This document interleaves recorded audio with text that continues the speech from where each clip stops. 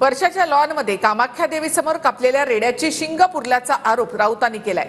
दरम्यान राऊतांच्या या विधानानंतर राजकीय वर्तुळामध्ये चर्चांना उधाण आलंय। तसंच शिंदेंनी देखील संजय राऊतांना प्रत्युत्तर दिलंय। संजय राऊतांनी सलग दुसऱ्या दिवशी वर्षा बंगल्यावरून एकनाथ शिंदेंवर निशाणा साधलाय। वर्षाच्या लॉनमध्ये कामाख्या देवीसमोर कापलेल्या रेड्याची शिंग पुरली आहेत असा आरोप राऊत करतायत। तर संजय राऊतांना एवढा फालतू व्यक्ती नकाशावर शोधून सापडणार नाही असा पलटवार निलेश राणेंनी केलाय। बीजेपीच्या अंतस्थ गटामध्ये अशी चर्चा आहे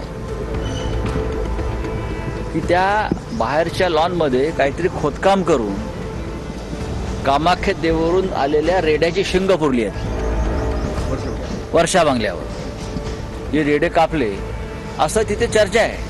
जास्त एक्सपिरियन्स अनुभव त्यांना असल्यामुळे मला वाटतं त्यांनाच विचारा तुम्ही खरं काय खोटं काय। वारंवार अंधश्रद्धेबद्दल बोलताय, त्याच्यावर बोलण्याची मला आवश्यकता वाटत नाही। मला आश्चर्य वाटतं असा माणूस म्हणजे नकाशावरच नसेल जगाच्या एवढा नेगेटिव्ह आणि एवढा फालतू बोलणारा माणूस। त्यांना जास्ती माहिती असल्यामुळे बहुतेक बोलले असेल। आणि खरी गोष्ट आहे की आतापर्यंत जो कोणी मुख्यमंत्री आहे तो वर्षा बंगल्यावरच राहिला जातो।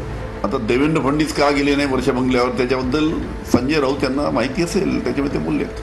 तुम्ही काय सांगू शकत नाही कुठे काढले ते काढा म्हणा, कुणीतरी बाहेर बोललं असं बाबा। पण ठीक आहे, आता मला काय माहिती नाही, काय त्यांची माहिती ते बोलतात, मी त्याच्याबद्दल काही बोलणार नाही। राज्याच्या मुख्यमंत्री पदाचं अधिकृत निवासस्थान आहे। मुख्यमंत्र्यांच्या मनात काय भीती आहे बरं काय, ते का अस्थिर आणि अस्वस्थ आहेत हे महाराष्ट्राला समजायला पाहिजे ना। मुख्यमंत्री काम करतायत, आम्ही कुठे म्हणतो नाही करत। रोज सकाळी उठून काहीतरी सनसनाटी बोलल्याशिवाय दिवसभर संजय राऊत टीव्हीवरती दिसत नसल्यामुळे अशा पेक्षा अनावश्यक टिप्पणी करण्याची त्यांची सवय, अशा काहीतरी कल्पक रंजक गोष्टी त्यांना सुचतात आणि ते मग बोलत असतात।